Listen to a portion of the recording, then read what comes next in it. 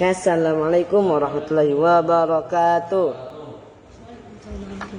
Sebelumnya, yang pertama-tama yang terhormat kepada Abi Hanif dan Ida selaku pengasuh Pondok Super Kamil Raiba Hanfida. Yang kedua yang terhormat kepada guru-guru saya yang telah memberikan ilmu kepada saya. Yang ketiga yang terhormat kepada kedua orang tua saya yang telah mensupport saya.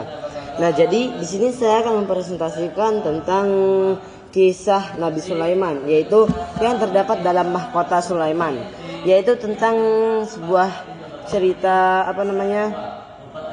tentang makna dari sebuah surat. Nah, jadi di dalam surat Shad ayat 34 yang artinya itu berbunyi, sesungguhnya kami telah memberikan kepada tahta kerajaan singgasana Nabi Sulaiman itu adalah jasad.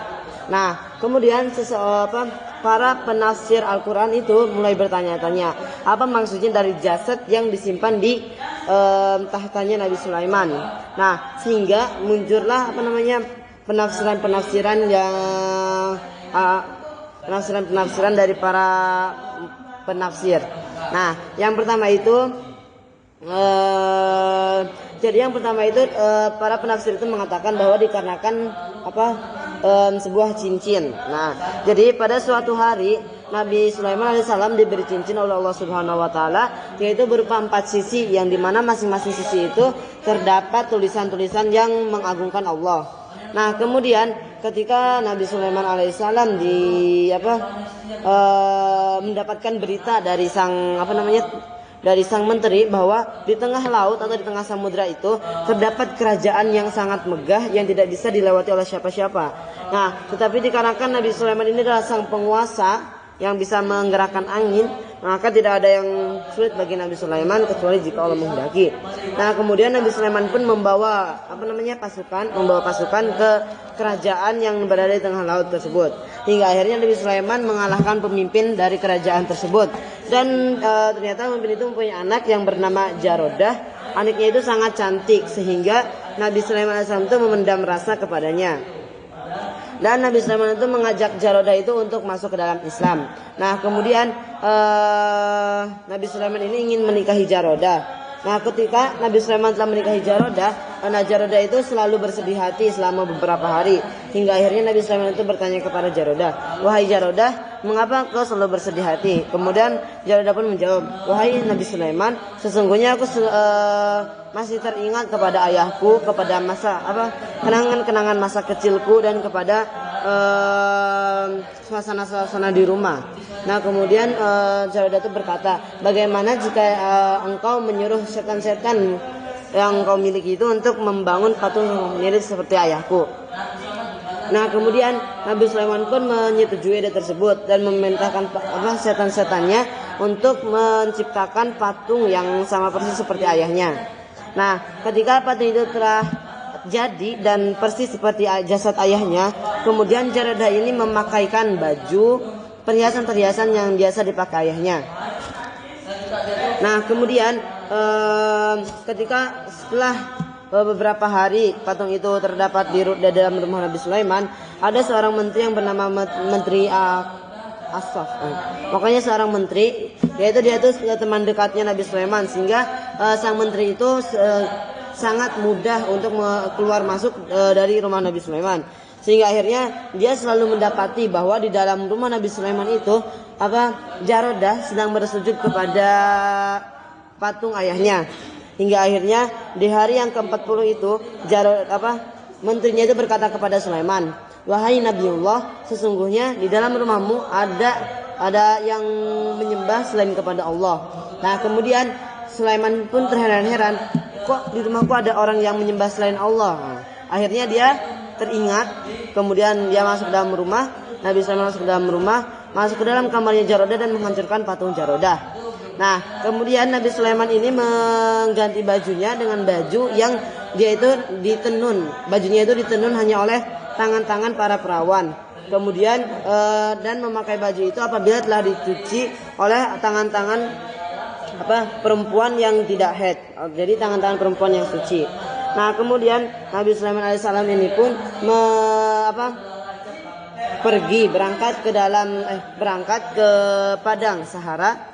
ke padang sahara dan meminta maaf atas perbuatannya atas perbuatan istrinya selama 40 hari. Nah, kemudian setelah dari padang sahara, Nabi Sulaiman alaihissalam ini pergi berangkat hajat. Nah, jadi Nabi Sulaiman alaihissalam ini tidak akan memakai cincinnya itu dalam keadaan kotor. Nah, jadi setiap dia sebelum kamar mandi, dia akan menitipkan cincinnya itu kepada seorang pelayan wanita yang bernama Aminah. Nah, kemudian ketika Nabi Sulaiman alaihissalam itu masuk ke dalam kamar mandi, nah datanglah seorang setan yang bernama Sah al-Marid yang menyerupai rupa Nabi Sulaiman alaihissalam dan berkata kepada Aminah, wahai Aminah, cincinku. Hingga akhirnya Sah al-Marid, yaitu setan yang menyerupai Nabi Sulaiman alaihissalam ini, mengambil cincin itu dan menguasai kerajaan. Nah, ketika Nabi Sulaiman alaihissalam telah keluar dari kamar mandi, Nabi Sulaiman pun bertanya kepada Aminah, wahai Aminah, cincinku. Nah, kemudian Aminah pun terheran-heran, siapa kau? Sungguhnya Sulaiman itu siapa kau? Berani-beraninya mengambil cincinnya Sulaiman. Kemudian Nabi Sulaiman pun berkata, sungguhnya aku adalah Sulaiman bin Daud. Nah, kemudian sang pelayannya itu terheran-heran, Sulaiman bin Daud telah mengambil cincinnya. Engkau hanyalah orang gila yang tersasar.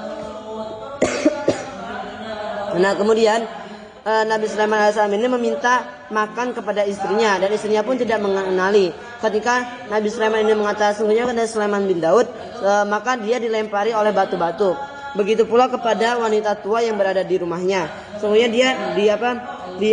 wanita tua itu kembali ke dalam membawa sebuah ember yang berisi air kencing dan siramnya kepada Nabi Sulaiman alaihissalam. Nah, hingga akhirnya Nabi Sulaiman alaihissalam itu pun keluar dari kerajaan dan datang kepada rumah-rumah warga untuk mencari makan.